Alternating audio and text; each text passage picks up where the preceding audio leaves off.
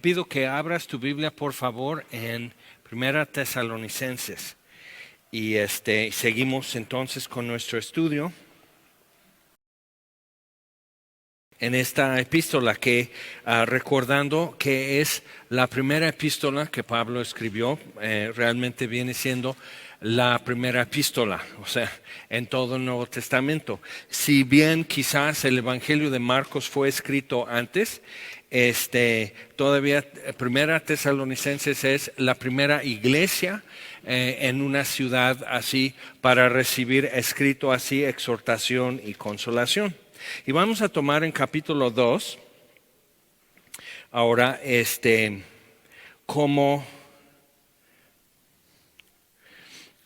sigue esto el tema de cómo se convirtieron, cuál fue el modo de llegar entre ellos el evangelio y los frutos.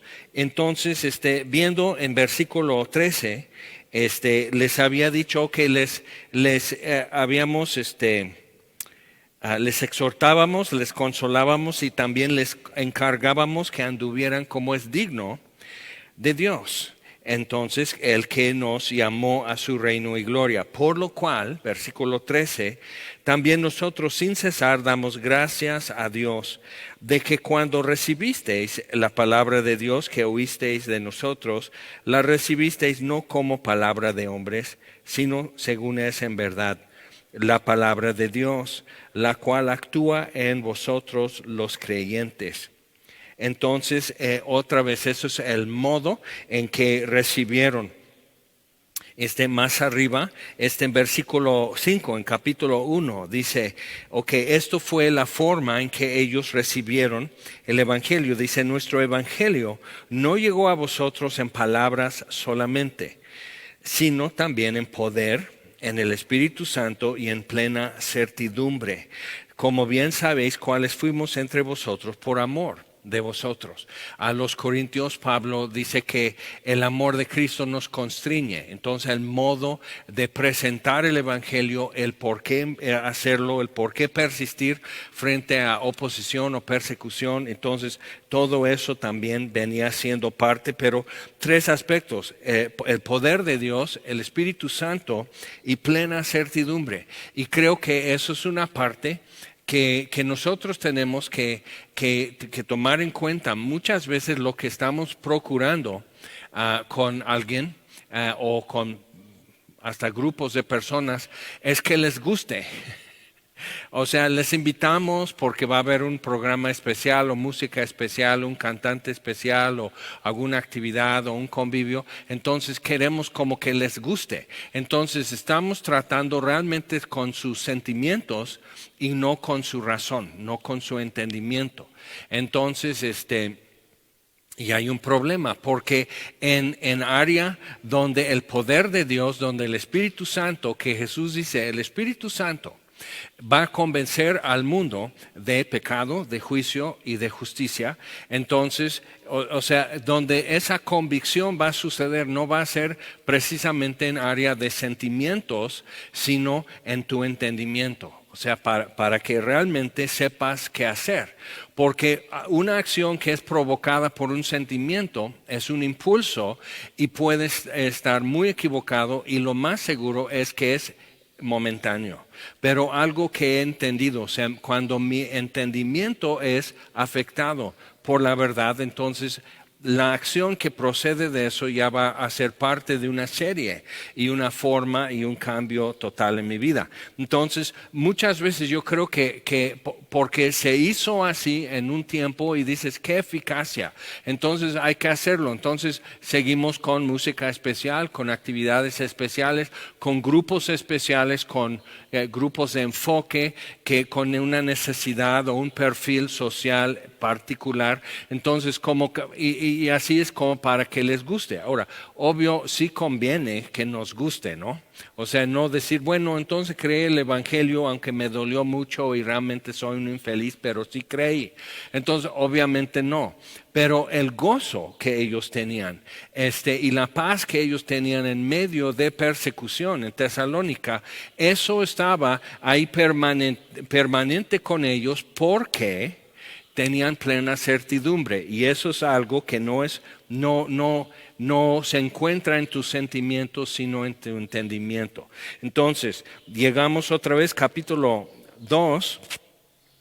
Si bien Dios nos ha llamado a su reino y su gloria, entonces Pablo dice, por eso, por el modo de recibir la palabra, por el modo de haberles afectado la predicación del Evangelio, nosotros sin cesar damos gracias a Dios, que reitera lo que también dice a los colosenses. Sin cesar oramos por ustedes. Y entonces capítulo 1 de Colosenses, Pablo dice, eso es lo que estamos pidiendo. Entonces aquí, sin cesar damos gracias a Dios, que cuando recibisteis la palabra de Dios que oísteis de nosotros, la recibisteis no como palabra de hombres, sino según es en verdad, la palabra de Dios, la cual actúa en vosotros los creyentes.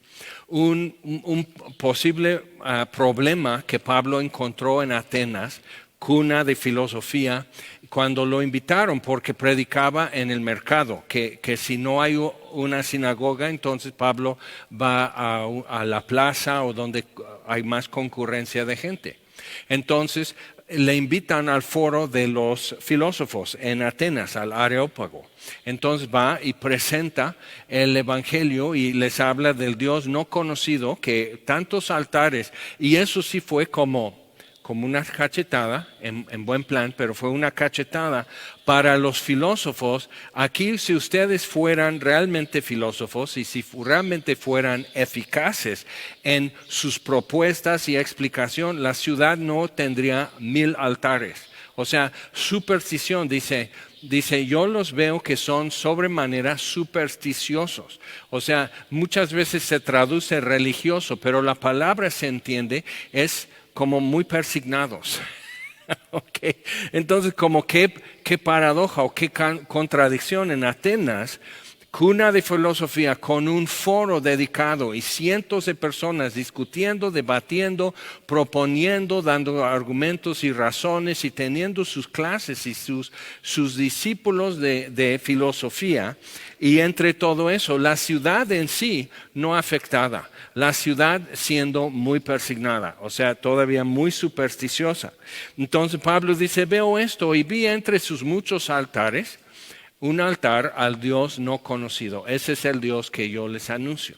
El Altísimo Dios, el Dios que hizo cielos y tierra. Entonces procede a explicar todo eso, y cuando llega de la resurrección de los muertos y que Jesús fue resucitado y Dios le ha designado juez de la humanidad, ya no le querían escuchar más. Interesante para nosotros. Alguna vez ponte a leer y pensar así profundamente en lo que es ese discurso de Pablo a los filósofos en Atenas. Hechos capítulo 17. Porque realmente parte en dos el tronco, o sea, así con un machetazo, ¡puf!, ya partió, o sea, ya quedó así abierto el asunto, ya no había forma de esquivar o mover eso, sino que ya quedó así, que los mismos filósofos, su filosofía era su religión. ¿Okay? Y que era insuficiente, no estaba contestando las verdaderas preguntas de la humanidad. Y para hacer filosofía eso es lo que necesita hacer. Pero entonces, antes del humanismo, antes del siglo XVIII, cuando como que se desprendió totalmente, nació el humanismo y conciencia y todo, poniendo la ciencia como competencia o rival a la religión, que realmente es una propuesta equivocada. Porque entonces es la idea de que esto es lo que se puede saber, esto es lo que se puede no saber, pero sí creer, religión. Que nunca puedes saber nada, o sea, plena certidumbre. No puedes saberlo, pero sí lo puedes creer y lo sientes. Entonces colocaron como que los debates y la discusión sobre qué es verdad entre sentimientos y fe y razón y plena certidumbre. El problema es que no han podido con ciencia solamente porque excluye cierta evidencia, no porque razonar no sea bueno, sino porque la evidencia que excluyen, y es una contradicción siendo razonables y científicos, excluir evidencia que es válida porque conduce a una conclusión que yo no quiero llegar, que Dios no existe. ¿Ok? Bueno, entonces ahí está Pablo con eso, con los originales ateos, los discípulos y estudiantes de Sócrates, de Platón y de Aristóteles, que los dioses eran símbolos, que eran como reflejos de nuestra humanidad, pero bien no son lo que se entendía antes como dioses. Entonces no existe. Y él habla del Dios altísimo, el Dios que hizo cielos y tierra, y ellos tenían eso en su mitología, lo que creemos y sentimos. Entonces un marinero que es supersticioso antes de ir a un viaje de mar, entonces aplaca con alguna ofrenda o promesa al Dios del mar. Y por ahí incluye el Dios de tempestades, por sí, y el Dios de guerra para que igual, y el Dios de los ladrones para que no ayude a los piratas a atacarnos. Entonces tenías que ser, muy persignado.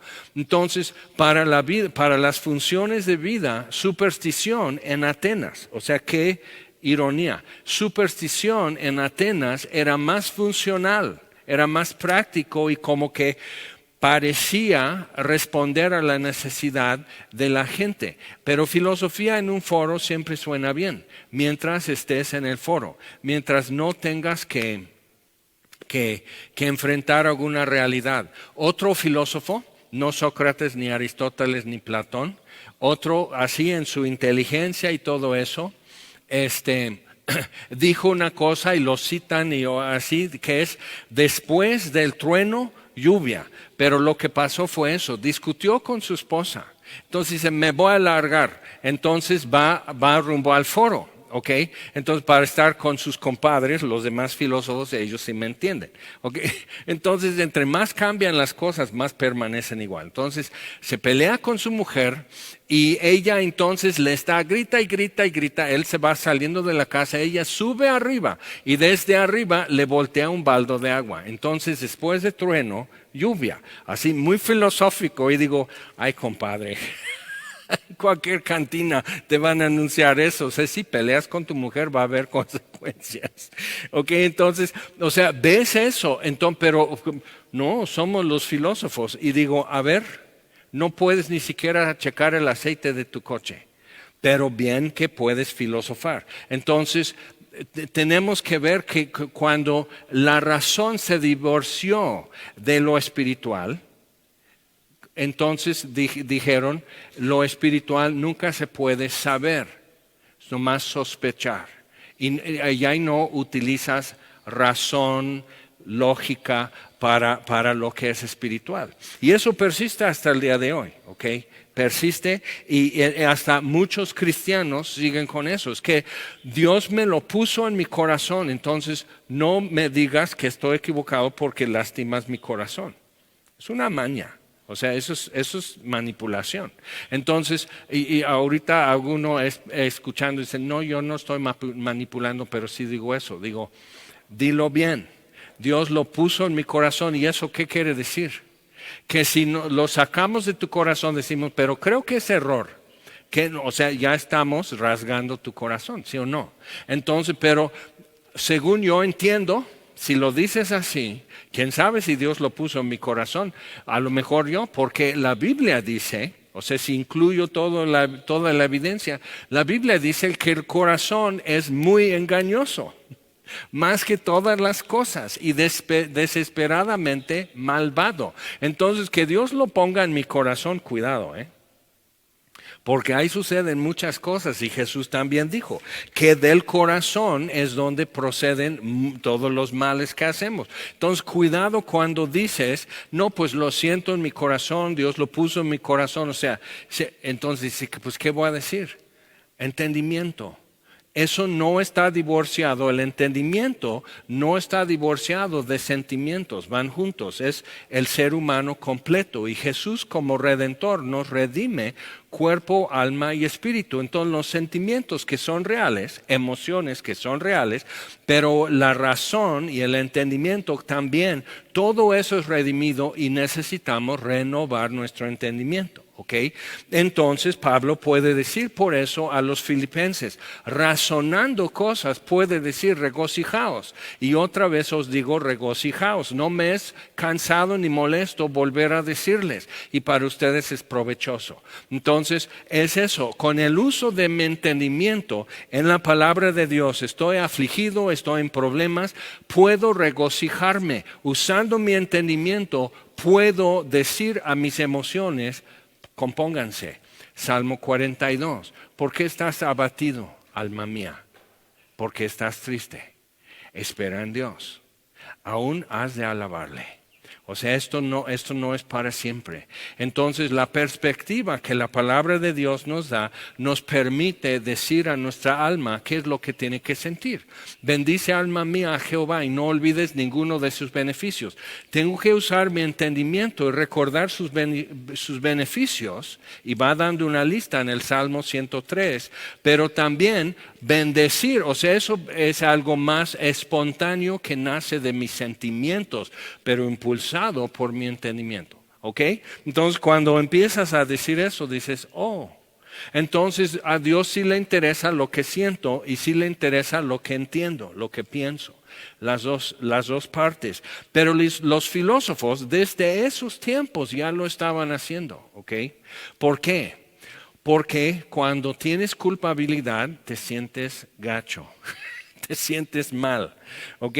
Entonces por culpabilidad te sientes mal y si puedes argumentar que lo que siento no es real, entonces la sensación mala de culpabilidad entonces no importa, no afecta lo que es verdad. El problema es cómo vamos a saber qué es verdad, cómo establecemos plena certidumbre. Y eso sigue siendo una discusión hasta el día de hoy. Ok, entonces no lo recibieron como palabra de hombres, sino como es en verdad la palabra de Dios, la cual actúa en vosotros los creyentes. Ahora vamos a ver un poco cómo trabaja el Evangelio, pero el entorno, otra vez, en esta parte es la venida del Señor. Y entonces eso, o sea, hay un vínculo muy fuerte y la base del Evangelio incluye, no es opcional, no es como un agregado. En 3 semanas que Pablo estuvo en Tesalónica, tocó muy bien, muy ampliamente este tema de la venida del Señor. Entre lo que es andar en pureza, buscar a Dios, confiar en Él, tener gozo, tener paz, estar reconciliados, saber lo que es perdón y todo. Esto era una parte tan importante. Entonces, cuando vemos en 1 Tesalonicenses lo que Él viene como recalcando, aquí lo viene recalcando y ocupa un buen espacio. Y en 2 Tesalonicenses también ocupa un porcentaje, si nada más vas contando renglones, ocupa un espacio importante. Ok, entonces dice, porque, versículo 14, porque vosotros, hermanos, vinisteis a ser imitadores de las iglesias de Dios en Cristo Jesús que están en Judea. Pues habéis padecido de los de vuestra propia nación las mismas cosas que ellos padecieron de los judíos, los cuales mataron al Señor Jesús y a sus propios profetas, y a nosotros nos expulsaron y no agradan a Dios y se oponen a todos los hombres. Interesante. O sea, muchos dicen, no, pues eso es tu fe, eso es tu creencia. No me lo impongas, no me hables de eso así. Entonces, otra vez, todos debemos de ser tolerantes y debemos ser inclusivos, pero no necesitamos incluir al cristiano. Pero si tú quieres creer que la tierra es plana, hay un lugar en la mesa para ti, en el humanismo. Si tú quieres creer en unicornios, hay un lugar en la mesa para ti, pero para el cristiano que afirma un conocimiento objetivo, abierta a discusión, pero tienes que traer tus argumentos y tu evidencia de peso y no nada más así. Y es interesante ver a cuántos ateos, que profesan ser ateos, cómo empiezan a descuadrarse y sus sentimientos ya se revelan, que tienen prejuicio, que son todo menos que lógico y científico a la hora de hablar de lo que se puede saber. Una vez con un profesor, estábamos así y yo no en plan de debate, pero simplemente empezó a tirar a los cristianos y a tirar a los cristianos y digo, pues para mis pulgas que son como 3 o 4, como que ya estuvo, ¿no? Entonces, pero digo, bueno, voy a contestar, o sea, simplemente decir, entonces, profesor, entonces, ¿cómo sabe usted que su esposa le ama? Y se queda así, porque realmente por sus estudios y preparación supo exactamente lo que yo estaba diciendo. Yo estaba en prepa. Yo no tenía estudios en apologética ni nada, pero Dios estaba haciendo una revolución con su palabra en mi vida. Entonces, esas discusiones que qué es real, qué es verdad, qué es verdadero, qué existe, qué no existe, si existes tú, si existo yo tenía, o sea, eran los 70 y todo el mundo estaba bien fumado, ¿ok? Yo no, pero todos estaban así, entonces todo se proponía. Había cada versión y ovnis y lo que tú quieres. Entonces, ¿qué te gusta en tu ensalada? Entonces, con eso y todos así, oyendo y él echando y algunos como incómodos, ¿no? Porque su fe era un sentimiento muy importante en su vida. Entonces se sentían ofendidos, incómodos, pero entonces se encierran un poco más, se hacen un poco más conchudos para proteger sus sentimientos. Y otra vez yo, Contreras, pocas pulgas y preguntón. Entonces digo, bueno, entonces, ¿cómo sabe que su esposa le ama? Y se queda y dice, no lo puedo saber. Abren sus libros en tal, o sea, ya terminó de acribillar, terminó de tirar fuego, terminó de echar lodo y todo eso, terminó todo eso, vamos al libro de texto. La clase no era de filosofía, nomás estaba dando su racha, ¿ok? Entonces digo, bueno, entonces pues si eso se trata, si estamos realmente en recreo, no en aula, entonces ¡pum! Así. ¿Está usted bien? Pero era realmente eso, o sea, sí, o sea, digo, y no era para exhibirlo como tonto, como necio, ya lo estaba haciendo él solo, sino era porque digo, a ver, porque ahí estoy yo tratando de pesar y entender las cosas, 17 años, entonces ahí estoy, y así, y ese que es autoridad, y me enseñaron a respetar, entonces ese nos está echando fuego. En una área que se supone que en la escuela no se habla de eso. Digo, bueno, entonces como que si esa regla se suspendió, esta también, ahí te va. Ahí va un poco de fuego también para usted, profe. Pero por eso, o sea, ¿cómo sabes que es real? Y es importante poder ver eso. Y Pablo dice, no como palabras de hombres, o sea, simplemente tu opinión, tu parecer, hasta donde has entendido, sino una propuesta. Ahora en vocabulario y muy así de intelectuales, esa es ontología. ¿Qué es real? ¿Qué existe? ¿Ok? Entonces, o sea, propone algo. ¿Qué existe? ¿Qué es real? ¿Y cómo lo sabemos? Eso es epistemología. Entonces, ahora ya tengo la terminología. En aquel entonces nomás tenía una greña y muchas preguntas. Y el profesor, o sea, yo no digo, ahorita ya le voy a jalar el tapete y se va a dar un ranazo. No, yo estaba así. Va a poder decir algo. O una de dos cosas. O nos sacude a nosotros o le sacude a él. O sea, algo que estás muy seguro de saber, ¿cómo lo sabes? ¿Cómo sabe que su esposa le ama? Ok, y eso no es nuevo, o sea, hasta el mismo, creo que fue no Epigmenio, Arquímedes. Creo que ese fue que su esposa le alcanzó con el vaso de agua. O sea, dice, con todo eso y su álgebra. Entonces, la humanidad sigue siendo bastante igual que hace 2500 años. ¿Te das cuenta? Entonces las preguntas, los debates, las inquietudes y entonces las respuestas siguen siendo las mismas. Es importante saber eso porque entonces podemos leer historia, filosofía, opiniones, política, podemos hablar de esas cosas y ponerlo frente a todos y discutirlo y realmente nada ha cambiado, entonces sigue válido para poder discutirlo.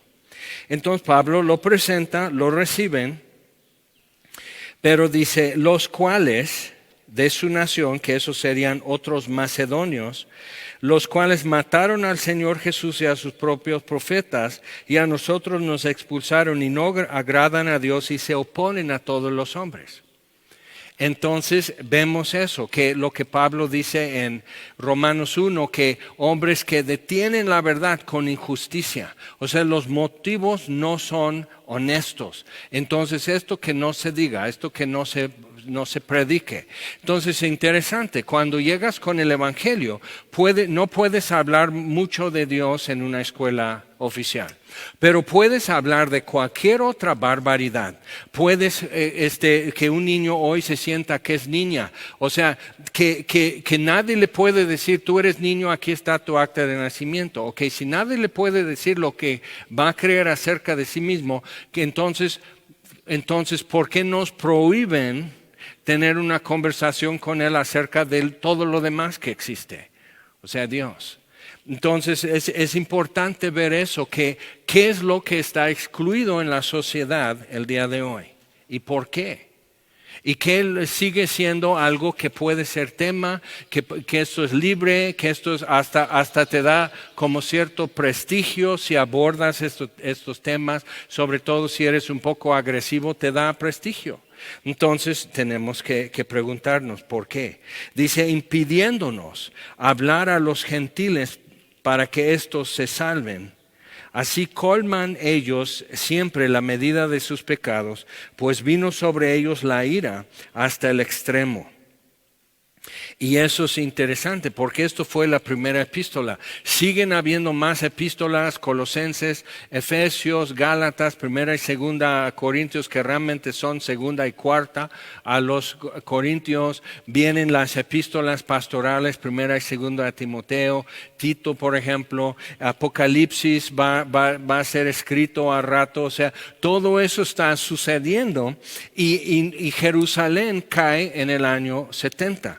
Pablo escribe eso y todavía faltaban 15 años para la destrucción de Jerusalén.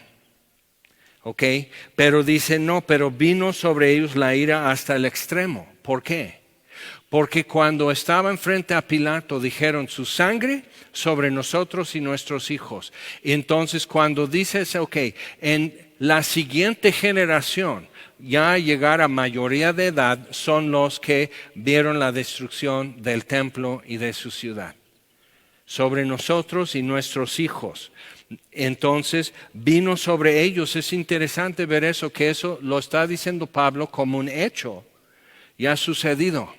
Entonces eso como que nos abre un poco una ventana de cómo entendemos lo que Dios ha dicho acerca del futuro, como algo que ya sucedió. Por eso, en cuanto a escatología, que es la enseñanza bíblica acerca de los tiempos finales, fin del mundo, etcétera, venida de Jesús, por eso existe un ramo de escatología que es preterista. Y preterista ve todo lo de Apocalipsis y Daniel como algo que ya pasó. Todo de Apocalipsis ya pasó. Dices, híjole, entonces me perdí las 7 trompetas y esto iba a ponerse bueno y ni se diga las 7 copas. No, o sea, que oscuridad y que esto y que demonios saliendo por todos lados. No, hombre, pues me lo perdí. ¿Cuándo fue? O sea, pero preterista. ¿Por qué? Porque Dios habla de las cosas que serán como si ya fueron. Entonces, porque Él es eterno. Entonces, tenemos que entender eso para ver como Pablo dice entonces, y vino sobre ellos la ira hasta el extremo, pero todavía no se ejecuta.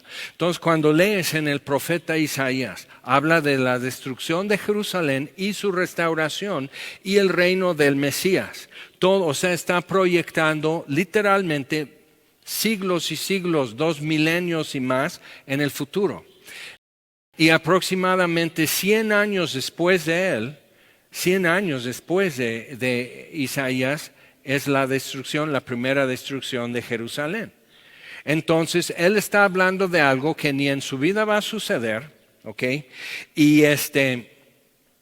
Y está viendo cosas del futuro y lees a Isaías, llegas a Isaías 53 hablando del Mesías. Y para los judíos ya antes de tiempos de Jesús, durante 4 siglos que ya están de regreso después de la destrucción profetizada, el exilio profetizado, el regreso profetizado, de repente hay 400 años de silencio, pero no de los rabinos. Ellos sí estaban opinando.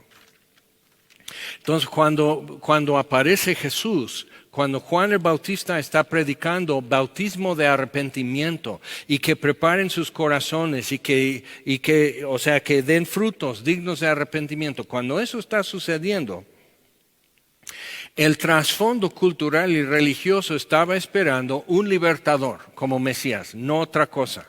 Por eso en Hosana, que es salva ahora, por eso la procesión y la entrada triunfal a Jerusalén y todos, pues ya, ¿no? Entonces ya estos viles, horribles, terribles, malvados romanos ya los va a echar fuera y Jerusalén por fin será ciudad de mi paz, ciudad del gran rey. Entonces, y no sucede nada. Jesús simplemente regresa a dormir en Betania y luego regresa al otro día a enseñar como si nada. Porque el acto de entrar y presentarse en el templo no fue un acto de toma de posesión, sino un acto de rechazo de parte de los que estaban encargados y en autoridad, que eran los sacerdotes. Okay, entonces, pero ellos no podían ver Isaías 53, querían ver Isaías 43. Okay. Querían ver como el que viene siendo libertador, el que va a hacer eso. Dice, sí, pero eso es Ciro. Eso ni siquiera es el Mesías. No, pero tú eres mi sirviente y así. No, pero Isaías 53. Y después de la muerte y resurrección de Jesús, seguían los judíos con eso, de modo que empezaron a decir que los cristianos habían insertado ese capítulo en Isaías. Y eso prevaleció 20 siglos. Y en 1948, en una cueva en el sur de Israel, ya restaurado otra vez, la segunda vez restaurado, entonces encuentran fragmentos de pergamino y empiezan a darse cuenta que son las Escrituras. Y trae gran parte del Antiguo Testamento y todo completo el libro de Isaías. Y ahí viene Isaías 53, y es de como 200 años, eso fue escrito en pergaminos, recopiado unos 200 años antes de Jesús. Entonces los cristianos no lo insertaron. Entonces lo tuvieron que reintegrar a las escrituras del Antiguo Testamento, los judíos. Entonces, ¿qué van a decir? No, pues lo que sufrimos en Europa, eso fue simbólico, o sea, de toda la nación, pero no puede ser que mi siervo, Isaías 53, esté hablando de una persona histórica, solo simbólica. ¿Por qué? Porque entonces 2000 años has estado equivocado. Eso es una carga muy pesada. Entonces Dios necesita romper eso, arrancar así, arrebatar el velo, la venda que está sobre sus ojos, para que vean. Ahora vamos a ver cómo va a ser. Porque dice aquí, vino sobre ellos la ira hasta el extremo. Pero nosotros, hermanos, separados de vosotros por un poco de tiempo, de vista, pero no de corazón, tanto más procuramos con mucho deseo de ver vuestro rostro, por lo cual quisimos ir a vosotros, yo Pablo ciertamente una y otra vez, pero Satanás nos estorbó. Interesante frase. Satanás nos estorbó. Porque ¿cuál es nuestra esperanza, o gozo, o corona de que me gloríe? ¿No lo sois vosotros delante de nuestro Señor Jesucristo en su venida? Vosotros sois nuestra gloria y gozo. ¿Pero cuándo? En la venida de Jesús. Interesante, ¿ok? Entonces eso viene siendo algo, pero mientras, antes que Él venga, el poder vernos, el poder verles edificados, verlos permanecer fieles y todo, eso también es mi gozo. Y mi gloria es entregarles así a Cristo. Y en 1 Corintios 11, Pablo dice lo mismo, los he desposado como virgen con el Señor Jesús. Y mi trabajo es entregarles en la boda del Cordero, puros, establecidos y sin mancha, irreprensibles. Y eso es un tema repetido en todo lo que Pablo escribe. Ok, ahora vamos a ver un poco sobre eso. Vamos a Romanos capítulo 9.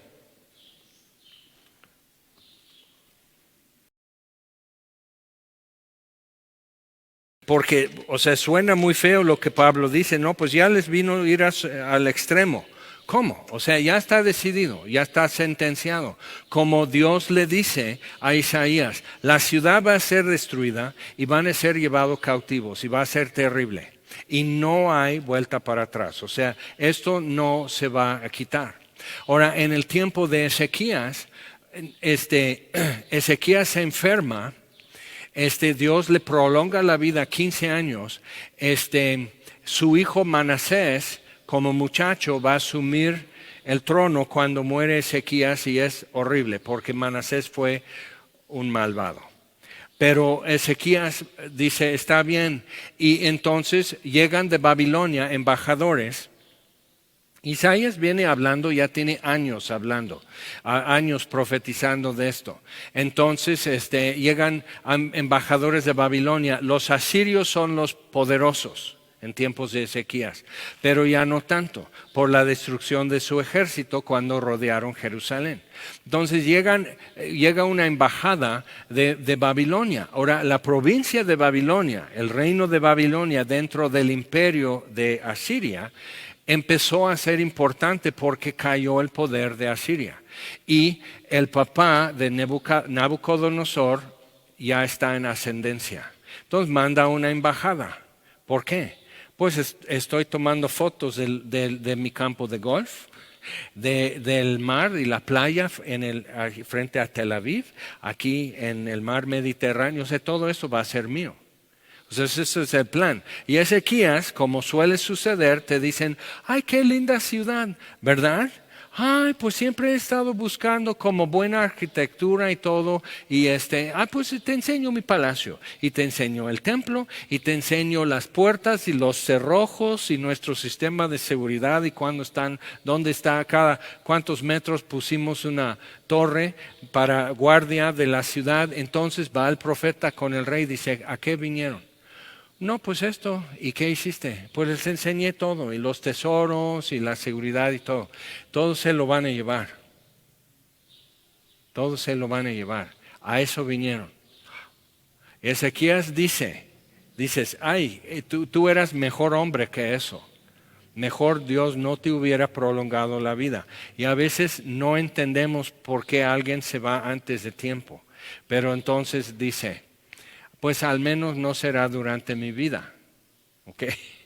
Y dices, no, pero entonces tu bisnieto, ¿ok? Va a ser llevado cautivo y le van a sacar sus ojos. Después de degollar a sus hijos. Pues si por lo menos yo no lo voy a ver. Ok, entonces eso es el contexto. Y dices, es terrible. Y Pablo está diciendo esto, es ese tipo de destrucción, ese tipo de humillación, de tristeza, de quebranto viene a la ciudad y viene a la nación. Entonces, Romanos 9, Pablo nos dice qué es lo que él realmente ve y siente acerca de su nación.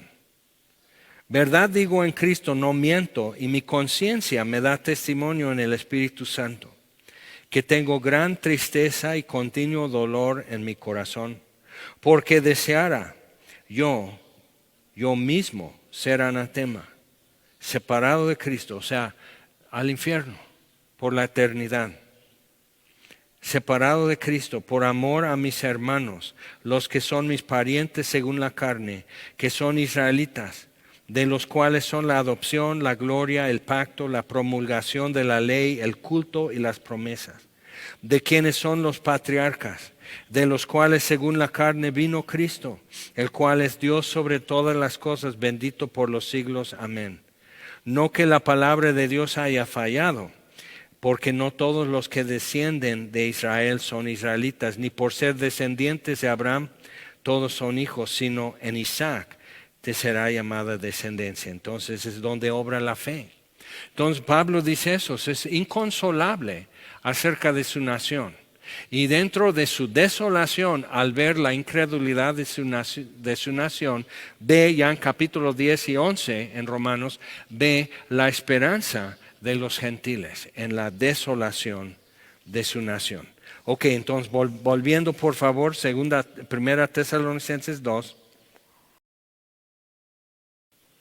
Entonces, dice otra vez 2:17, pero nosotros hermanos, separados de vosotros por un poco de tiempo, de vista, pero no de corazón, tanto más procuramos con mucho deseo de ver vuestro rostro, por lo cual quisimos ir a vosotros, yo Pablo ciertamente una y otra vez, pero Satanás nos estorbó.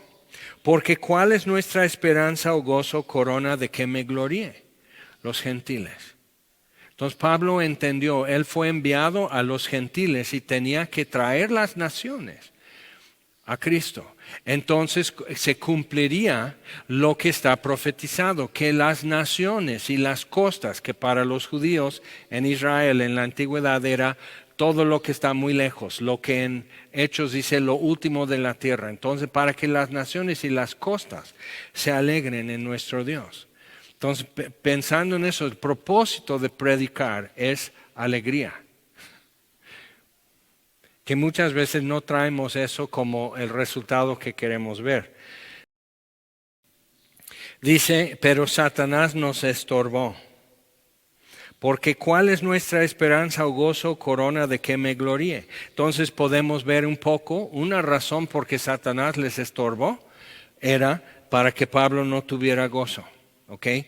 Eso es a él como le afecta, pero otra razón es que las naciones no se alegren en nuestro Dios.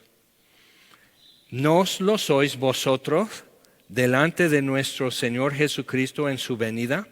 Vosotros sois nuestra gloria y gozo. Ahora, les invito, vamos a Lucas capítulo 21, Lucas 21. Y vamos a ver un poco de lo que Jesús dice acerca de su venida. Y aquí cita un versículo de lo que Daniel ve en Daniel 7. Y después lo puedes leer con calma. Y es lo que cuando el sumo sacerdote está hablando con Jesús y Jesús no le contesta. Y no le contesta, y no le contesta, porque le están tratando como mentiroso y como criminal. Entonces Jesús simplemente no contesta. Es una opción, no contestar. No tienes que engancharte con todos los debates. Entonces Jesús no contesta. Entonces te conjuro, invoca. Dice, por el nombre del Dios Altísimo, eres el ungido, eres hijo del Altísimo. Y Jesús dice, lo has dicho. Y desde ahora me vendrán viniendo sobre las nubes del cielo con gran gloria. Okay. Citando Daniel 7, que es muy fuerte porque los sacerdotes, los levitas, pero sobre todo la clase sacerdotal entre los judíos eran mayormente saduceos y que ellos no aceptan resurrección, juicio eterno, y todo eso está hablando en el libro de Daniel. Y los saduceos no aceptaban el libro de Daniel como parte del canon bíblico. Entonces Jesús cita a Daniel. ¡Ah! Entonces rompe sus vestidos y dice, ya blasfemó, ya qué más necesitamos, ya blasfemó, es digno de muerte. Y con eso ya lo quieren llevar a Pilato a ser sentenciado. Ok, Lucas 21. Es importante ver el contexto de todo eso. Entonces Jesús está en el templo, está viendo por si pensabas que no importa, Jesús estaba mirando cuando echaban su ofrenda. Chécalo, o sea, yo no me fijo, pero Jesús sí se fija. ¿Ok? Entonces Jesús está fijándose y vio un rico echar y todo esto, pero una viuda muy pobre que echaba ahí sus 2 blancas, que son 2 monedas de insignificante valor. Serían 2 de 20 centavos hoy. Y dijo, en verdad os digo que esta viuda pobre echó más que todos, porque todos aquellos echaron para las ofrendas de Dios de lo que les sobra. Mas esta de su pobreza echó todo el sustento que tenía. Y todos se quedan así sintiéndose como te imaginas, o sea, qué chafa soy. ¿Okay? Entonces están así, y a unos que hablaban de que el templo estaba adornado de hermosas piedras y ofrendas votivas, y todavía estaban terminando eso, los acabados, y había ofrendas votivas. Entonces podrías insertar una placa de mármol que esto fue, o sea, eso es representativo de un donativo que tú hiciste por amor a la nación, por amor a Dios y todo eso, como en el oratorio. Que esto es cuánto costó y que todos sepan quién lo hizo y para qué. Entonces, y Jesús está oyendo como dicen, no, y qué bonito, Herodes el Grande, el que quiso matar a Jesús y mandó a matar a los inocentes alrededor de Belén, él comenzó la ampliación y la hermosura del templo. Entonces todo esto está desde que ellos viven y antes, todos los discípulos están así, desde que ellos se acuerdan, ese proyecto sigue haciendo. Y cada año tú ibas a Jerusalén desde Galilea, en la Pascua, en Pentecostés, en tabernáculos, llegas y ya ves el avance. ¿Cómo va? No, pues mira, ya hicieron esto, mira, ya pusieron estas columnas, mira este arco, qué bonito está. Entonces era como el comentario cada que visitas el templo. Y dicen eso, pero Jesús dice, es la casa de mi Padre. Ya fue la entrada triunfal, ¿ok? Capítulo 19. Entonces Lucas 21, Jesús esa es la última semana. Entonces Jesús dice, en cuanto a estas cosas que veis, días vendrán en que no quedará piedra sobre piedra que no sea destruida. Y estás pensando en una piedra así, como usarían aquí en un muro de piedra ahora. Pero la mayor parte de esas piedras para lo que es el muro de contención alrededor de la plaza del templo son del tamaño de un autobús, un poco más grande, y pesan obviamente muchas toneladas. Es todo un cuento de cómo armarían eso. Entonces, para cuando se derritió, quemando el templo, se derritió el oro y se escurrió el oro fundido por las piedras que habían caído. Entonces voltearon literalmente, palanquearon, y en Jerusalén, en la ciudad vieja, puedes ver dónde cayeron las piedras, desde arriba. ¿Okay? Entonces literalmente no quedó piedra sobre piedra, pero no podían imaginar, si esto tardó más de 40 años hacer hasta hoy, cómo llegará el día que no habrá piedra sobre piedra. ¿Por qué les sacude tanto lo que Jesús dice? Porque para la mayoría de ellos ya el templo era un ídolo, y por eso cuando le querían acusar para matarlo, decían la acusación, por eso es digno de muerte, dijo que él derribará el templo y en 3 días lo levantará. Mira, eso es un estúpido, ¿okay? Eso es un idiota, está alucinando. Entonces no es digno de muerte, necesita medicamentos, terapias, mucha consideración, está alucinando algo. O sea, imposible. Pero no es blasfemia decir algo así, simplemente es tontería, locura, así. ¿Ok? Entonces, pero ¿por qué se enojaron tanto y por eso consideraban que eso es digno de muerte? Porque el templo ya era un ídolo para ellos, hecho por un impío, Herodes. Y ves, o sea, la asistencia, la ayuda de los impíos, cómo contamina tu teología. Ok, entonces ellos están así, y si les mueve el tapete, versículo 7. Y le preguntaron diciendo, Maestro, ¿cuándo será esto? ¿Y qué señal habrá cuando estas cosas estén para suceder? Ahora, la contraparte de eso está en Mateo 24 y las preguntas son muy precisas que le hacen, es una pregunta triple. Entonces, mucho cuando se habla de eso, hablan de cómo Jesús contesta la primera parte así, la segunda parte así y la tercera parte así. Luego llegas a Lucas y no está estructurado así, dices, oh, por eso, no tan recio. O sea, no le pises tan duro, no tan recio, porque estamos hablando de cosas futuras que solo Dios sabe bien cómo se va a hacer. Pero él entonces dijo, versículo 8, mirad que no seáis engañados. Número 1, que no seas engañado. Porque vendrán muchos en mi nombre diciendo, yo soy el Cristo y el tiempo está cerca, mas no vayáis en pos de ellos. Entonces Jesús dice, inmediatamente en este tiempo van a estar diciendo que yo soy el Cristo, porque eso es lo que la gente quería ver otra vez, y que el tiempo está cerca. Pero cuando lees en Primera y Segunda Tesalonicenses, te da a entender que Pablo esperaba la venida del Señor en cualquier momento.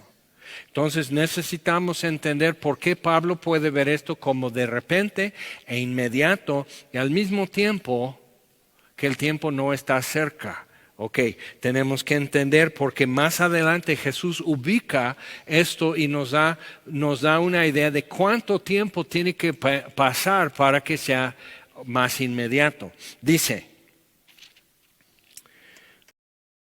no vayáis en pos de ellos, y cuando oigáis de guerras y de sediciones, no os alarméis, porque es necesario que estas cosas acontezcan primero, pero el fin no será inmediatamente. Entonces, guerras, como dice en Mateo 24, guerras y rumores de guerra. Eso ya tuvimos. Cuando empezó en 94 toda la situación en Chiapas, entonces era interesante porque teníamos guerras en el mundo, ¿ok? Pero empezó rumores de guerra. Okay. Llegaron de Europa, no sé si te acuerdas, algunos estaban muy chiquitos, pero bueno. Okay. Entonces, que llegaron de Suecia, llegaron de Francia, estaban mandando dinero, pensaban que había una guerra civil en México. Y un amigo militar me dijo, no es guerra así como tal, y me explica, él tuvo que ser de comandante, hacer reconocimiento forense y militar cuando fue el masacre en Chiapas, él estuvo presente. Entonces él tuvo que tomar todo eso. Dice que con el subcomandante Marcos ya tenemos infiltrados. Cuando marcharon desde Chiapas al Zócalo en México, teníamos gente que habla los diferentes idiomas indígenas representados en todos los campesinos. Dice, todos estos caminaron guarachudos y todo. Todos tenemos ya fotos de él sin su esa. Okay. Entonces, o sea, todo eso tenemos y dice, mira, si fuera extranjero eso, así, Defensa Nacional elimina la situación, pero es más delicado. Digo, o sea, no es guerra civil, pero si es de aquí la cosa. Sí, y la ropa sucia se lava en casa. Digo, muy bien, mi mayor. Bueno, pues creo que entendí. Entonces, viendo eso, tenemos guerras y rumores de guerra, ¿ok? Entonces, dice, pero el fin no será inmediatamente. Entonces les dijo, desde que yo soy cristiano, siempre han estado diciendo, mira la guerra del Golfo Pérsico, la primera es con Saddam Hussein y cuando invadieron de Irak a Kuwait y todo eso, pues ya viene Jesús y es más, Saddam Hussein andaba diciendo que es el tercer Nabucodonosor y estaba reconstruyendo las ruinas de Babilonia que la Biblia dice que no serán reconstruidas nunca jamás. Ok, pues le fue mal porque hubo una guerra y ya terminó de reconstruir las ruinas de Babilonia. Profecía cumplida. Pero de que él era el anticristo y que la venida de Jesús ya estaba encima y a la puerta. ¿Eso cuánto tiempo tiene? Entonces cuidado, por eso digo, no tan recio, cuidado.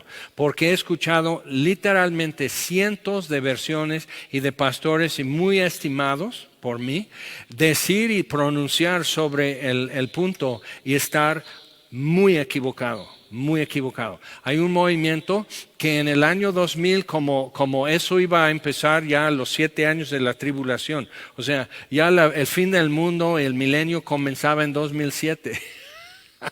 Ok, entonces ya tenemos 13 años de la gloria de Dios, pero ¿qué onda? O sea, Jerusalén todavía sigue con problemas. Entonces, ¿qué?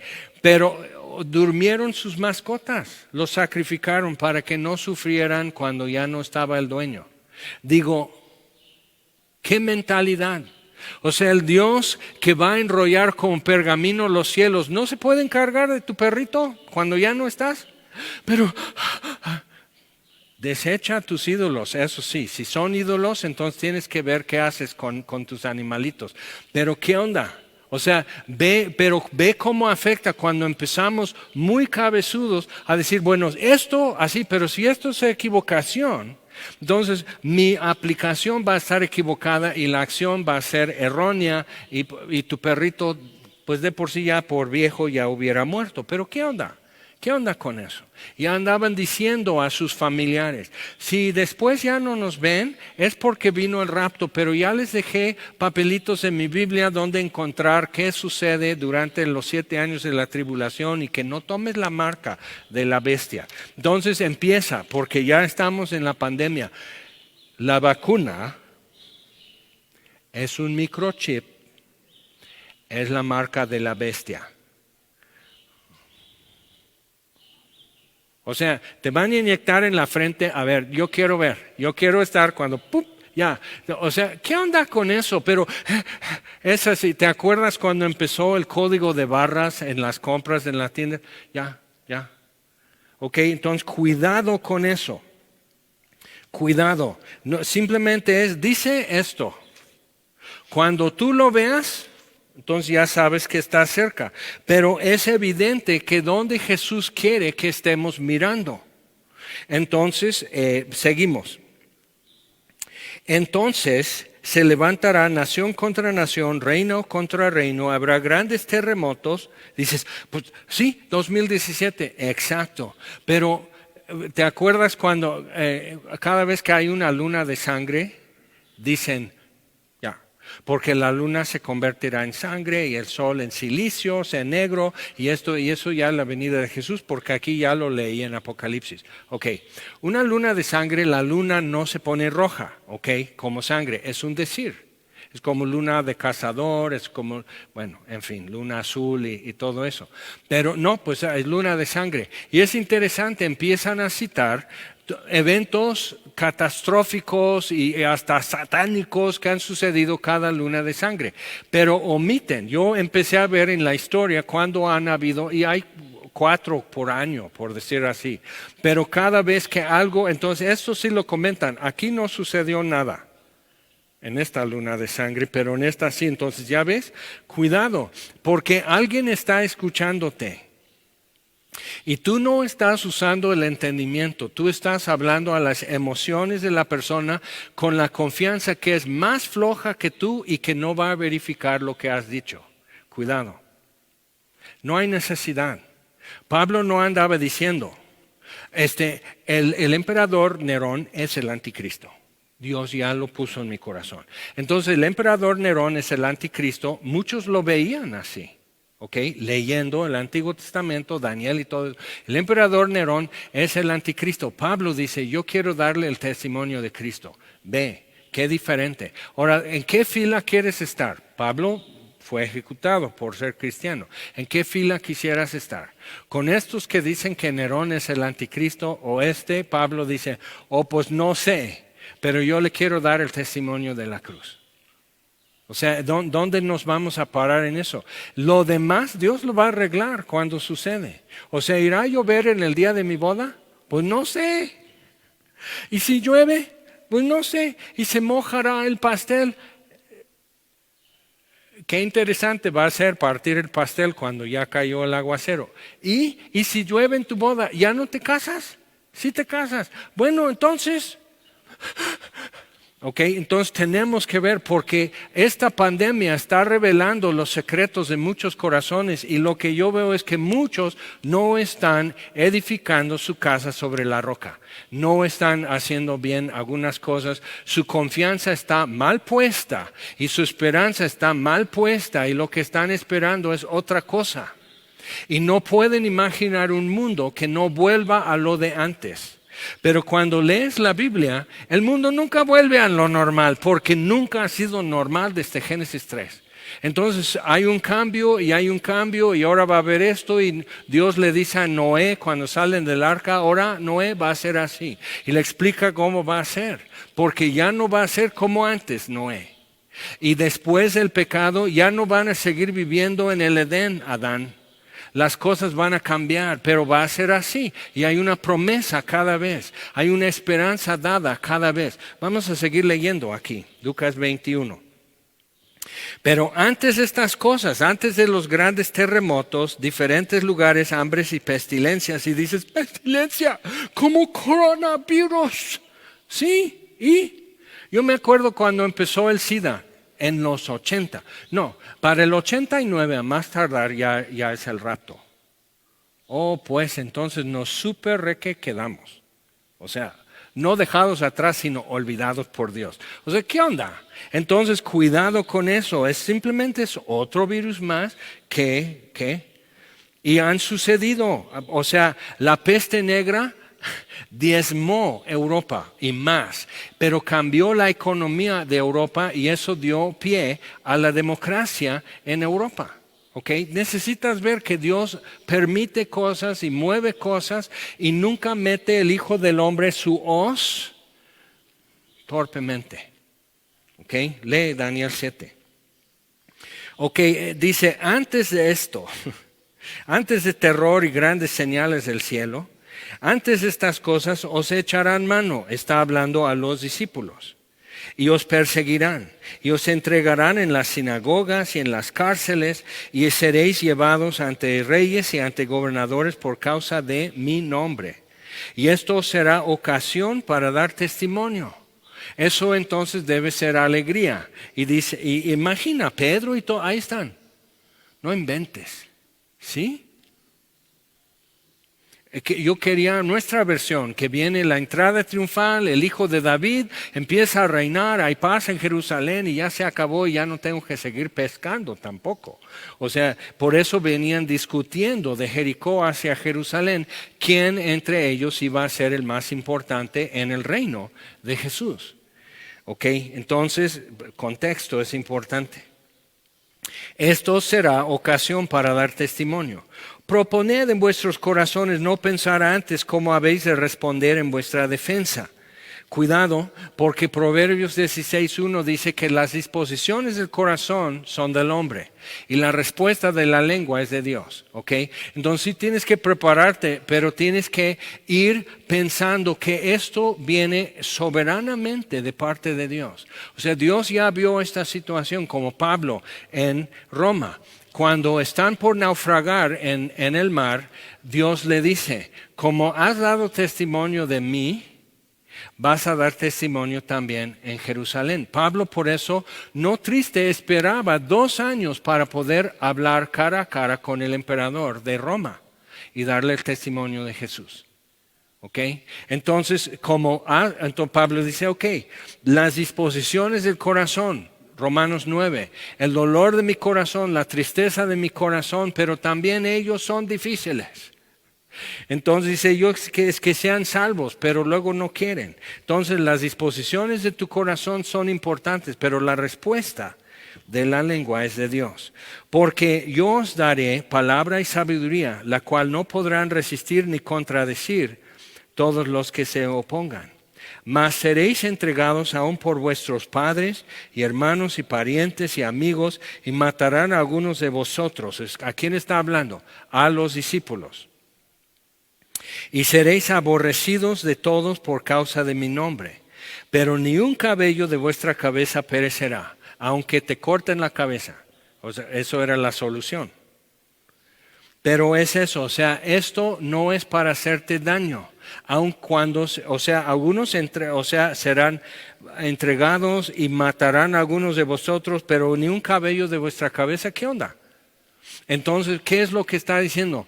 Tú quién eres, todo tú, Dios está guardando esto enterito, completo, para su reino y su gloria. Eso es el contexto que salimos de ahí en 1 Tesalonicenses. Entonces, con vuestra paciencia ganaréis vuestras almas. Es bueno que tú subrayes ese versículo. Y es bueno que lo tomes en cuenta y digas, hoy, en una pandemia y de regreso a semáforo rojo, decir, ok, con vuestra paciencia ganaréis vuestras almas. El saber qué es verdad, el saber dónde me tengo que parar, el saber dónde planto mis pies, el saber a dónde estoy mirando, a quién sigo, en quién he confiado. O sea, esas cosas no se han alterado por una pandemia.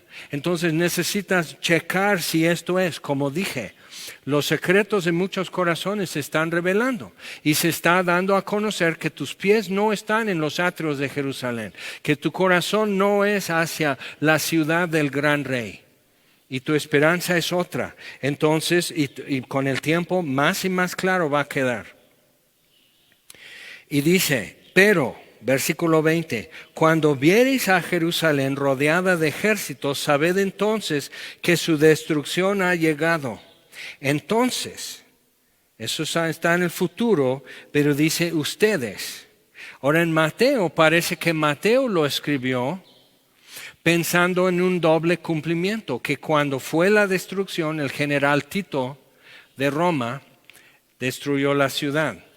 Pero un futuro cumplimiento porque inserta lo que Jesús comenta en Mateo, Lucas no lo incluye, que la abominación desoladora que habló Daniel. Entonces ellos tenían una referencia histórica. Cuando vean esto en el templo, eso no sucedió en la primera destrucción de Jerusalén. Por eso, otra vez, el preterismo escatológico, o sea, decir que todo lo de Apocalipsis ya sucedió, es problemático porque hay aspectos muy específicos que no se han cumplido en el pasado, que aún quedan pendientes y muy literal y muy específico de parte de Jesús. Ok, entonces no está, o sea, tu interpretación de Apocalipsis no puede ser preterista, ok, es futurista, que esto viene para el futuro. Ok, seguimos. Dices, ok, y te gustaba mejor el preterismo porque entonces ya lo feo ya pasó. Nomás poco a poco la iglesia siendo fiel va a producir el reino de Dios y la gloria de Dios cubrirá la tierra como el agua cubre el mar y habrá justicia social y bla, bla, bla. Pero la Biblia realmente no enseña eso, entonces problemático. Dice, sabed entonces que su destrucción ha llegado. Entonces los que estén en Judea huyan a los montes, y los que en medio de ella váyanse, y los que estén en los campos no entren en ella, en Jerusalén. Porque estos son días de retribución para que se cumplan todas las cosas que están escritas. Ahora, antes de la destrucción de Jerusalén en el año 70, había cristianos en Jerusalén, como en muchos lugares. Y la historia cuenta que ellos recibieron una palabra profética porque muchos decían, pues ya, no, o sea, el apóstol Juan no había escrito Apocalipsis todavía, entonces tenían como referencia mucho del Antiguo Testamento y de los Evangelios. Lo que Mateo y Lucas dicen, no, pues ya es la venida de Jesús, ya el Mesías viene al monte de los Olivos y entra en la ciudad, ahora sí. Eso sí es una entrada triunfal. Entonces estaban así permaneciendo. Y hubo una palabra profética. La ciudad va a ser entregada. Jesús ya lo dijo. Entonces, interesante, cuando dicen esto, ¿qué es lo que hicieron? Fueron y checaron. Sí, Jesús dijo. Si estás en Jerusalén, huye a los montes. Y los que están en los campos alrededor de Jerusalén en Judea, huyan y no se metan a la ciudad. Entonces, porque estaban pidiendo los romanos, el ejército tenían sitiada la ciudad, que salieran y se rindieran. Entonces los que salieron, se rindieron, les soltaron y les dieron libertad. Los cristianos salieron.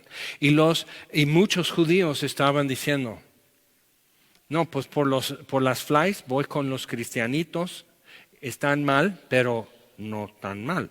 Entonces salieron muchos y los que finalmente se quedaron perecieron en la destrucción de la ciudad. ¿Ok? Entonces, pero Jesús ya les dijo, porque ¿qué dijo llorando sobre Jerusalén? No sabes lo que es para tu paz. Y vienen días que va a suceder esto. Y él llorando. Pero aquí está dando la instrucción, ¿qué hacer? Porque estos son días de retribución para que se cumplan todas las cosas que están escritas. Y tienes que ir al profeta Joel, tienes que ir en Isaías, tienes que recorrer todo el Antiguo Testamento y ya parte del Nuevo para darte cuenta lo que venía en el año 70 apenas, para que se cumplan todas las cosas que están escritas. Mas hay de las que estén encintas y las que críen en aquellos días, porque habrán gran calamidad en la tierra e irá sobre este pueblo. Y caerán a filo de espada y serán llevados cautivos a todas las naciones. Y Jerusalén será hollada por los gentiles hasta que, y eso es importante, porque esto ya pasó. Entonces Jerusalén es de todos menos los judíos. ¿Hasta cuándo? Dice, hasta que los tiempos de los gentiles se cumplan. Ahora, desde 1948 fue constituida otra vez como nación, como país ante Naciones Unidas, Israel. Y en 1967 tomaron posesión de Jerusalén, pero todavía una tensa, muy frágil paz y siempre contención. Ahora, por eso, una razón, y no es porque pro-Trump o anti-Trump, pero es muy importante ver que Trump por fin dio orden a cambiar la embajada norteamericana y luego Guatemala y otros países empezaron a seguir la pauta, a decir, sí, como Jerusalén es capital de Israel, vamos a poner nuestra embajada en Jerusalén. ¿Okay? Entonces, eso es muy importante de acuerdo con lo que Jesús está diciendo, porque Jerusalén ya está enteramente en posesión de los judíos. Quiere decir que entonces los tiempos de los gentiles están cumplidos. Y eso nos notifica entonces dónde estamos. Versículo 25. Y más adelante aquí hay un versículo que me alteró muchas cosas para bien. Versículo 25. Entonces, cuando se cumplan los tiempos de los gentiles, tiempos de las naciones, oír el evangelio y decidir qué van a hacer, esos tiempos ya están cerrando.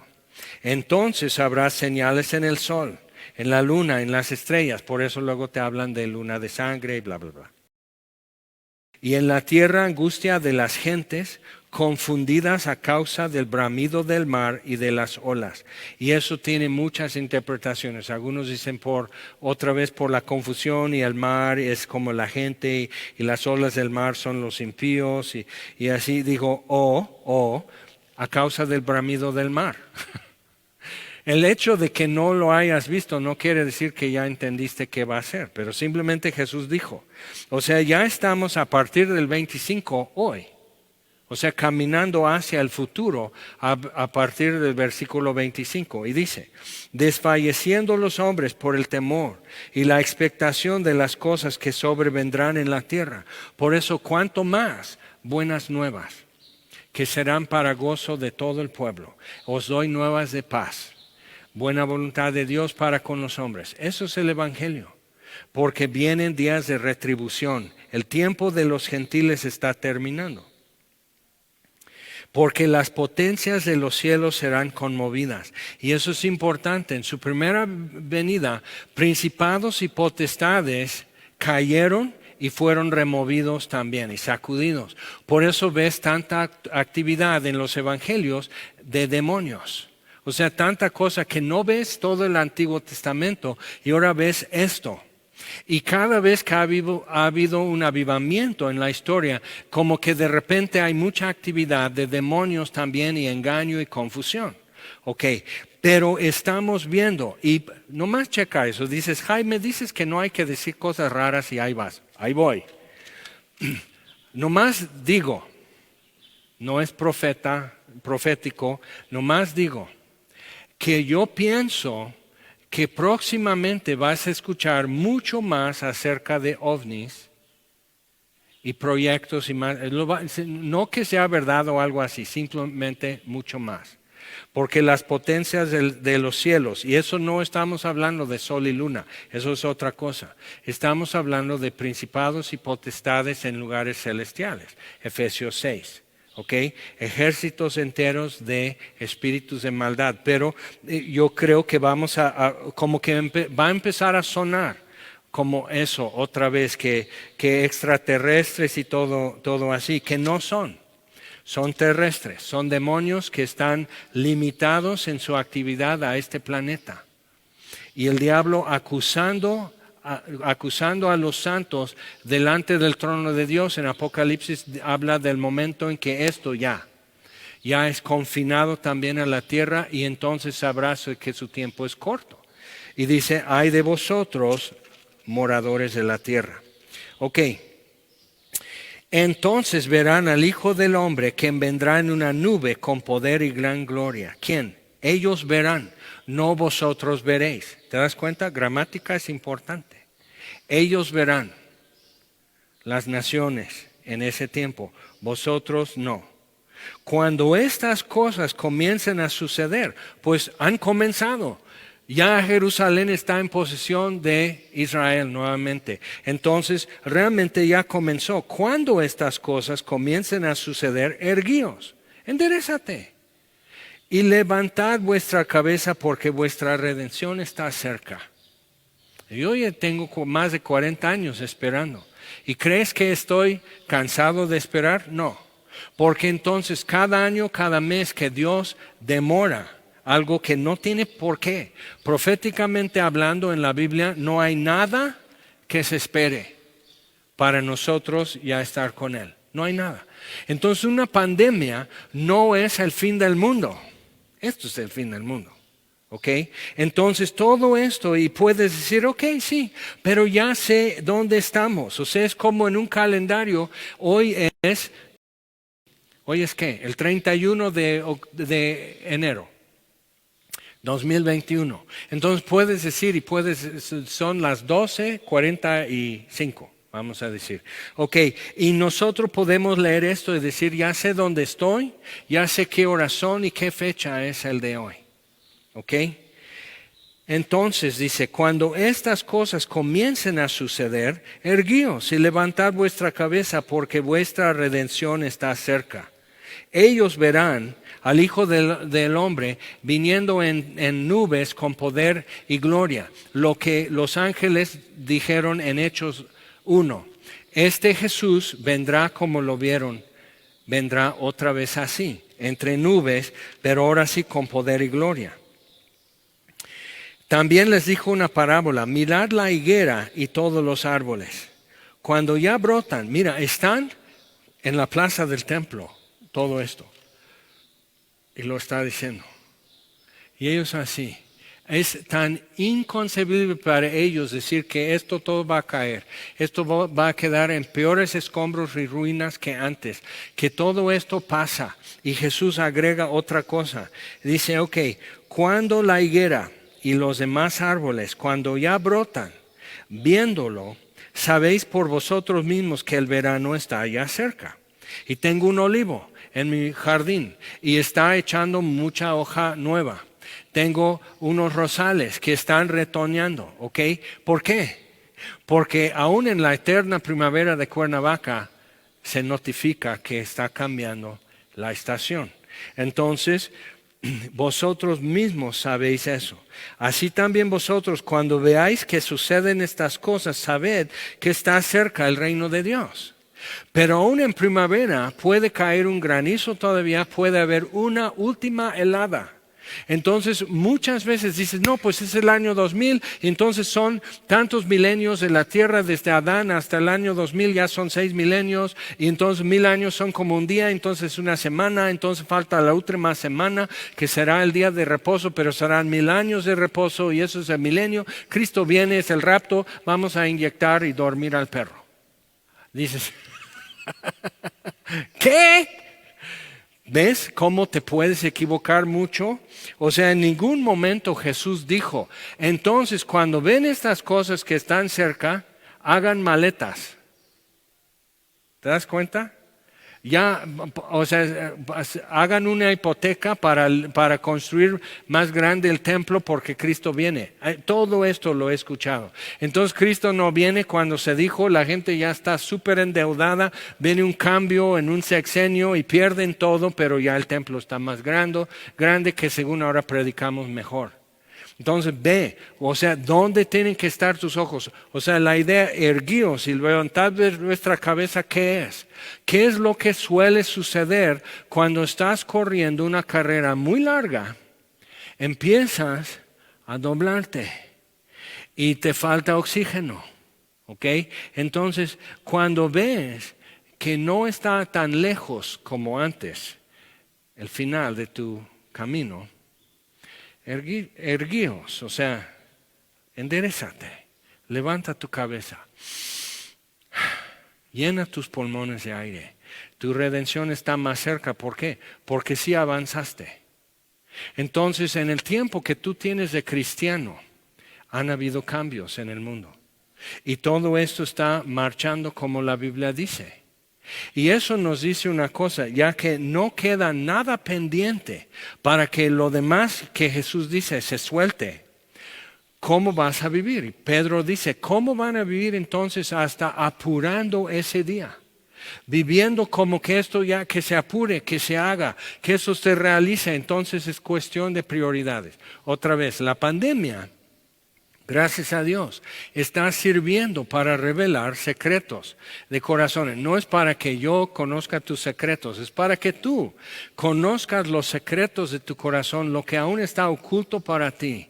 Y delante de Dios, a la luz de quién es Dios y a la luz de su palabra, puedas entender y hacer cambios. Mira lo que dice.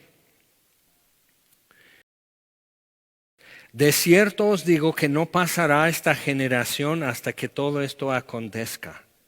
Entonces ya empiezan las especulaciones. Bueno, ¿cuánto es una generación? Si decían, si es en 48, que empezó otra vez la guerra a retoñar, o sea, Israel, entonces en 48, entonces en 68 tenía que suceder y la venida de Jesús. Cuando se soltó la guerra de 6 días en 1967, decían, oh my God, Cristo viene. No, pero lo que sí sucedió, potencias y principados en el mundo, sí se soltó un avivamiento en 68. Pero te acuerdas que casi hubo revolución, 68, el Zócalo, Tlatelolco, en la China, en Sudamérica, en los Estados Unidos, en Europa, hubo algo que sucedió, ¿ok? En 68, pero también empezó un avivamiento. Porque las potencias de los cielos se movieron. Entonces, ¿qué es lo que tienes que estar buscando? Tienes que estar mirando arriba, tienes que estar mirando al frente, tienes que poner los ojos en Jesús, el autor y consumador de nuestra fe, y correr con paciencia. Con vuestra paciencia ganaréis vuestras almas. Correr con paciencia. Ahora, yo empecé con Cristo junto con otros que hoy no caminan con el Señor. ¿Por qué? Porque decían, oh, see you in heaven in 77. 77 ya pasó. Jesus is mine in 79. Don't be late in 78. Decían todo eso. Yo nomás decía, cuidadito, cuidadito. Y era jajaja, jijiji. Pero empiezan a haber problemas. Entonces Jesús ya advirtió, dice, y aquel siervo empieza a decir, mi Señor tarda en venir. Empieza a cambiar lo que hace. Empieza a maltratar. Y vendrá su Señor a la hora que él no pensaba. Entonces, el cielo y la tierra pasarán, pero mis palabras no pasarán. Todo esto va a pasar, dice Jesús, y cuando todo pase, todos vamos a estar todavía con el dedo en el renglón de lo que Él ha dicho. Mis palabras no pasarán. Mirad también por vosotros mismos. Empezó diciendo que no sean engañados y termina diciendo, mirad también por vosotros mismos, que vuestros corazones no se carguen de glotonería y embriaguez y de los afanes de esta vida. Y esto es bueno entonces que suceda una pandemia y que nos tengan restringidos y que afecte la economía y que sientas lo frágil y lo muy pasadero que es la vida y lo muy tenue y que tus planes y proyectos y todo eso, o sea, es bueno para nosotros decir, ok, ¿en qué andaba? Y otra vez pon el dedo en el renglón de lo que Dios ha dicho, porque su palabra no pasará. Entonces, que vuestros corazones no se carguen de glotonería y embriaguez y de los afanes de esta vida y venga de repente sobre vosotros aquel día. Porque como un lazo vendrá sobre todos los que habitan sobre la faz de toda la tierra. Pero ¿qué dice Efesios 2?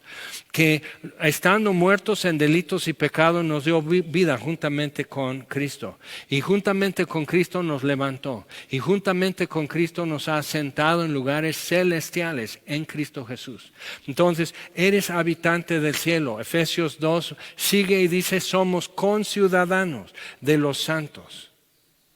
Entonces nuestra ciudadanía está en los cielos. Entonces esto vendrá sobre todos los que habitan sobre la faz de toda la tierra. Versículo 3 alteró todo para mí, porque seguía el debate y estaba trabajando asociado con otro misionero y decía, no, el rapto es al final de la tribulación, 7 años de tribulación. Entonces vas leyendo en Apocalipsis y dices, no inventes, entonces ¿ya para qué? O sea, realmente pues si es en la venida de Jesús el rapto, entonces pues mejor déjame, de por sí no me gusta volar mucho. O sea, déjanos así. Entonces, si Jesús ya vino, pues ya qué. O sea, eso era mi lógica hasta entonces. ¿Qué es lógica? Es lógica jaimeesco, pero leí esto, versículo 36. Y tiene una implicación muy fuerte. Dice, velad pues, despiertos. Velad pues en todo tiempo orando, que seáis tenidos por dignos de escapar de todas estas cosas vendrán y de estar en pie delante del Hijo del Hombre. Entonces, ¿qué es lo que da a entender?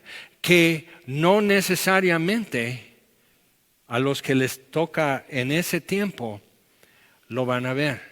Entonces, de escaparlo, y dices, entonces no inventes, entonces lo que dicen dejados atrás, que algunos como que anduvieron en otras ondas o acostándose con su novia o algo y llega el rapto y ahí te quedas. Y has visto en YouTube a lo mejor esos que simplemente como que hay un relámpago y Biblias caen y gracias a Dios el predicador fue llevado, y cae su Biblia así y algunos se quedan así en las bancas de la iglesia nomás mirándose.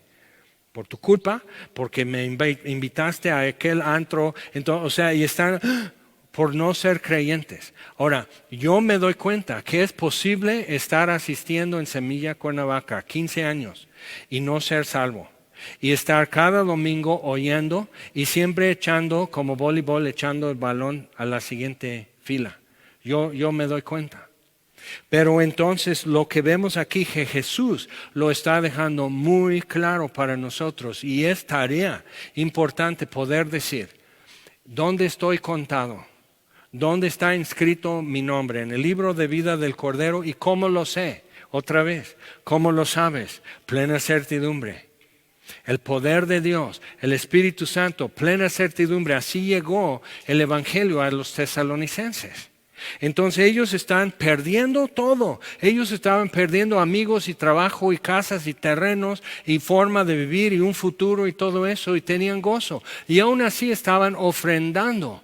Y los corintios que no sufrían eso, los de Macedonia, incluyendo a los tesalonicenses, de su profunda pobreza, dieron más allá de sus fuerzas. Eso es gozo, eso es paz, eso es gozo y paz ante un porvenir inseguro. Y no obstante actuaron. Entonces, ¿por qué? Porque tenían plena certidumbre y sabían cielos y tierra pasarán, mas mi palabra no pasará. Entonces, velad pues en todo tiempo orando, que seáis tenidos por dignos de escapar de todas estas cosas vendrán. Entonces dice, no, entonces si viene el rapto y yo me quedo, entonces no soy salvo. La neta, eso no es mi tarea, eso es tu tarea. Tú verifica. Tú ve, tú lee, tú escucha, tú clama a Dios, tú verifica que has nacido de nuevo, lee Efesios 2, lee Romanos 5, ponte a estudiar eso, lee el Sermón del Monte y di, esto brinca en mí, esto suena como trompeta en mis oídos o es aburrido y siempre estoy discutiendo con lo que está escrito. Porque si te encuentras como moviendo el dedo en el renglón pero como discutiendo con Dios, cuidado. ¿Ok? Cuidado. Entonces la forma correcta es, Señor, tenme por digno. Y ellos dieron gracias y tuvieron gozo en Hechos capítulo 3 cuando les dieron una literal paliza frente al concilio que aparte del dolor físico era el dolor de su alma y la vergüenza y la humillación y que eso se publicara. Y salieron gozosos y dieron gracias a Dios por ser tenidos por dignos de sufrir insultos, no los palos. Dicen, no, los palos son para el burro que soy, sino de ser tenidos por dignos de sufrir insultos por causa del nombre de Jesús. ¿Ok? Entonces, ¿qué es lo que te da miedo? Es una buena pregunta hacerte. ¿Qué es lo que te da miedo? ¿Qué es lo que te hace siempre voltear la cabeza para allá? O sea, ¿qué es? ¿Dónde están tus ídolos? Si hay. ¿Cuál es tu miedo? Porque tu miedo siempre está involucrado con lo que más amas también. Entonces, conforme a tu ídolo será tu miedo. Si Dios es tu Dios, el temor de Dios es otro temor. ¿Ok? Todo eso es muy importante, pero tú verifica eso. O sea, vamos a decir que sucede esto durante una reunión y simplemente así, en un cerrar y abrir de ojos y hay una luz porque somos transformados y es un instante y el que estaba dormitando, y si sucede en Semilla, entonces el que estaba dormitando no vio nada. Y de repente así se ve. Unas cuantas personas y los demás ya se fueron. Y el aire que corre y una Biblia tirada en el piso y el aire moviendo las hojas, pero ya nadie va a leer esa Biblia. O sea, y dices, para mí es emocionante. Eso para mí es una expectativa que brinca en mi pecho. Pero eso no es lo que me mueve a predicar, sino el amor de Cristo. Pablo diciendo por los judíos, sus hermanos en cuanto a la carne, dice, yo quiero que sean salvos. Entonces tú y yo podemos decir, ok, México, despierta, por favor. México, que tus oídos oigan buenas nuevas, que sean abiertos sus ojos, que se conviertan de Satanás al Dios viviente, que encuentren salvación en Jesucristo. O sea, eso porque dices, ¿cómo puedes tú ver la bandera mexicana y no sentir congoja por los millones que no tienen a Cristo? O sea, ¿cómo? Tú dime. Pero entonces esto es algo que podemos ocuparnos en lo que esperamos. Velad pues en todo tiempo orando que seáis tenidos por dignos de escapar de todas estas cosas que vendrán y de estar en pie delante del Hijo del Hombre. Pablo dice a los tesalonicenses, ustedes son gozo y son corona de gloria para mí en la venida de Jesucristo. O sea, Pablo dice, esto es, y no me importa el peligro, no me importa el cansancio, no me importa que se hunda el barco y todo eso. Pablo dice, esto es mi gozo, esto es mi gloria delante de Dios en la venida de Cristo, son ustedes. ¿Tienes eso? Vamos a orar.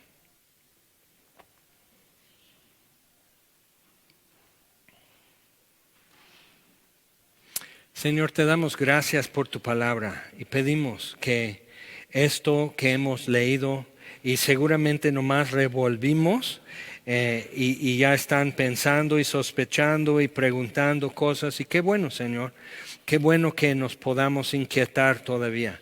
Qué bueno que no todo nos aburre. Y Señor, te pido que tú uses tu palabra en nuestra vida para enderezarnos y levantar nuestra cabeza. para mirar alrededor y decir, mi redención está más cerca, que realmente el tramo es más corto que al inicio fue.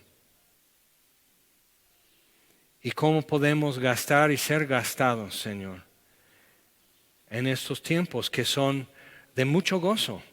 Porque delante de nuestros ojos estamos viendo tu palabra caminar viva y eficaz delante de nosotros. Se está cumpliendo tu palabra, Señor. Y nosotros nos tocó vivir en estos tiempos.